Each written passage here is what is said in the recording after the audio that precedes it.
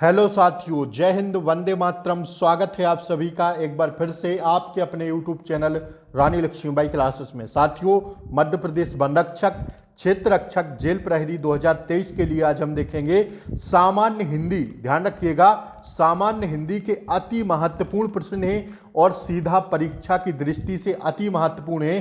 तो साथियों, आपको क्लास को पूरी देखना है, बिल्कुल भी स्किप नहीं करना है। व्यापम द्वारा हर एक परीक्षा में पूछे गए हिंदी के प्रश्न हैं, अति महत्वपूर्ण हैं। तो आइए हम लोग बगैर समय को गंवाए हुए स्टार्ट करते हैं। पहला प्रश्न साथियों ये रहा आपकी स्क्रीन पर। देखिए साथियों, मध्य प्रदेश वन रक्षक में भी पूछे गए प्रश्न है मित्रों। पहला प्रश्न है साथियों ये रहा आपकी स्क्रीन पर, मित्रों मरजानी किसकी रचना है। ध्यान रखिएगा साथियों, आप लोग हर एक फैक्ट को मेरे साथ छापते हुए चलिएगा। अति संभावित क्लास से 2 से 3 नंबर आपके पक्के करेगी यह क्लास। हिंदी के अति महत्वपूर्ण सेशन है। तो साथियों आप लोग लिखिए, यह रचना है कृष्णा सोबती की। किसकी? कृष्णा सोबती की। मित्रों मरजानी किसकी रचना है?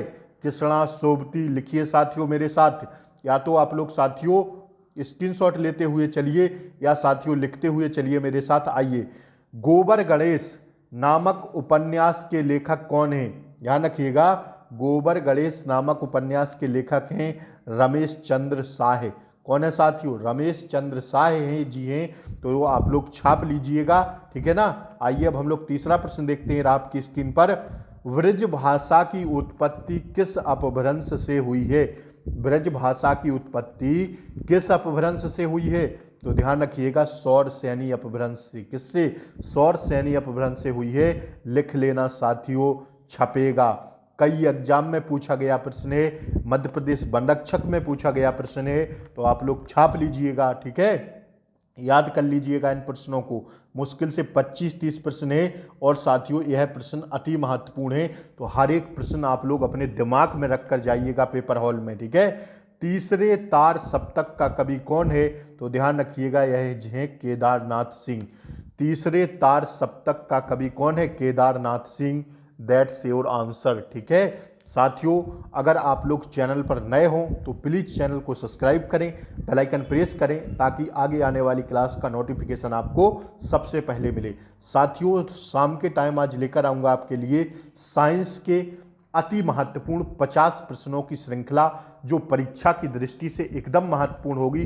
तो जिस किसी का भी पेपर नहीं हुआ है वो लोग प्लीज़ चैनल को सब्सक्राइब कर लें, बेल आइकन प्रेस कर दें, ताकि आगे आने वाली जो शाम की शिफ्ट में क्लास हो उसका नोटिफिकेशन आपको सबसे पहले मिले। तो आइए साथियों, अगले क्वेश्चन को हम लोग देखते हैं।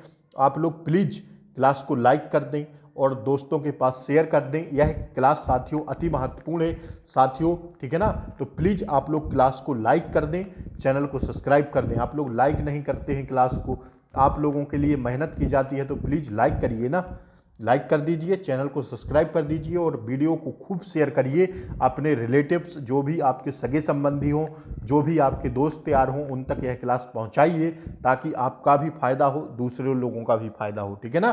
पांचवा प्रश्न रहा आपकी स्क्रीन पर, इस समय नया ज्ञानोदय पत्रिका का संपादक कौन है?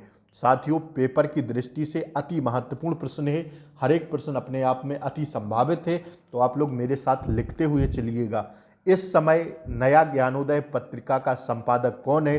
तो ध्यान रखिएगा, रविंद्र कालिया। कौन है? रविंद्र कालिया हैं। आइए छठवां प्रश्न हम लोग देखेंगे, नदी के द्वीप, नदी के द्वीप किसका उपन्यास है? तो यह उपन्यास है साथियों अज्ञेय का। किसका?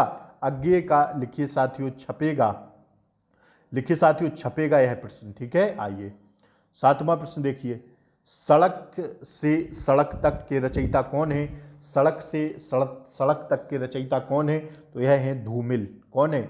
धूमिल। आइए अगला प्रश्न देख लीजिए, स्त्री विमर्श के पुरोधा, स्त्री विमर्श के पुरोधा कौन माने जाते हैं?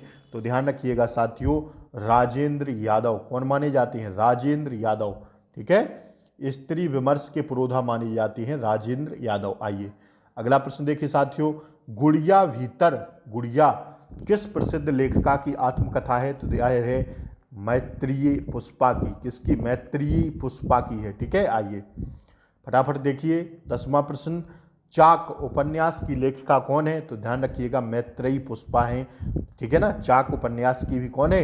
मैत्रेयी पुष्पा। आइए, हम हस मत की लेखिका कौन है? तो ध्यान रखिएगा कृष्णा सोबती।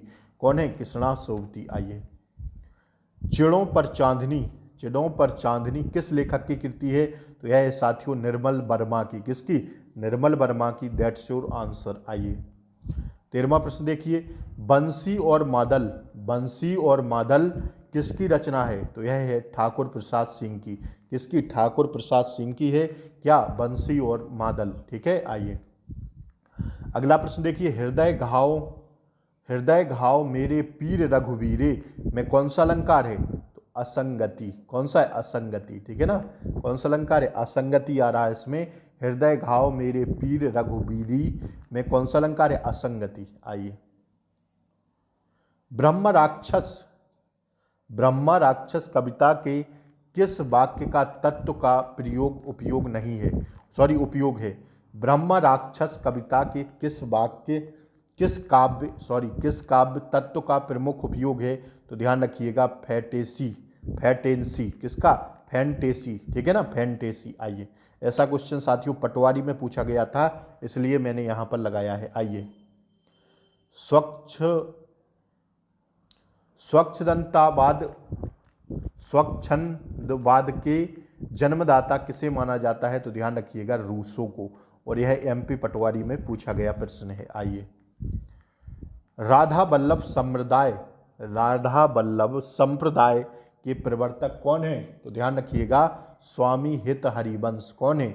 स्वामी हित हरिवंश है, ठीक है। आइए, कविता रत्नाकर के रचयिता कौन है? कविता रत्नाकर के रचयिता कौन है? सेनापति। कौन है? सेनापति। आइए, अगला प्रश्न देखिए, हिंदी की किस काव्यधारा में अस्तित्ववाद का प्रभाव है?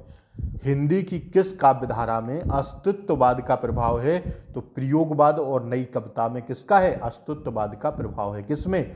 प्रयोगवाद और नई कविता में, ठीक है। आइए, छायावाद का पतन, छायावाद का पतन किस लेखक की कृति है? तो ध्यान रखिएगा शमशेर बहादुर सिंह की है।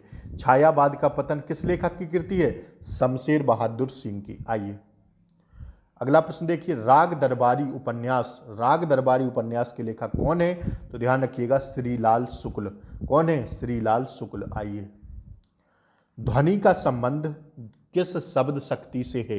तो ध्यान रखिएगा ध्वनि का संबंध है व्यंजना शब्द शक्ति से। किससे? व्यंजना शब्द शक्ति से है। आइए, पूर्वी हिंदी की उत्पत्ति किस अपभ्रंश से हुई है? पूर्वी हिंदी की उत्पत्ति किस अपभ्रंश से हुई है? अर्धमगधी से। किससे? अर्धमगधी से। That's your answer. आइए, 24वां प्रश्न देखिए साथियों, मेवाती बोली, मेवाती बोली किस उपभाषा के अंतर्गत आती है? तो ध्यान रखिएगा राजस्थानी। किसके अंतर्गत? राजस्थानी के अंतर्गत। आइए, रेणु जी की, रेणु जी कौन सी हिंदी का नाम मारे गए गुलफाम भी था? रेणु जी की कौन सी कहानी का नाम मारे गए गुलफाम भी था?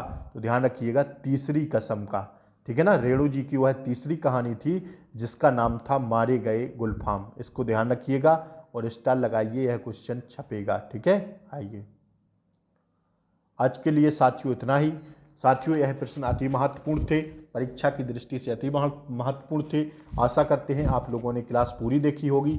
साथियों, प्लीज़ अगर आप लोग चैनल पर नए हों तो चैनल को सब्सक्राइब कर लें, बेल आइकन प्रेस कर दें, ताकि आगे आने वाली क्लास का नोटिफिकेशन आपको सबसे पहले मिले। जय हिंद साथियों, वंदे मातरम। मिलते हैं अगली वीडियो में, तब तक के लिए जय हिंद।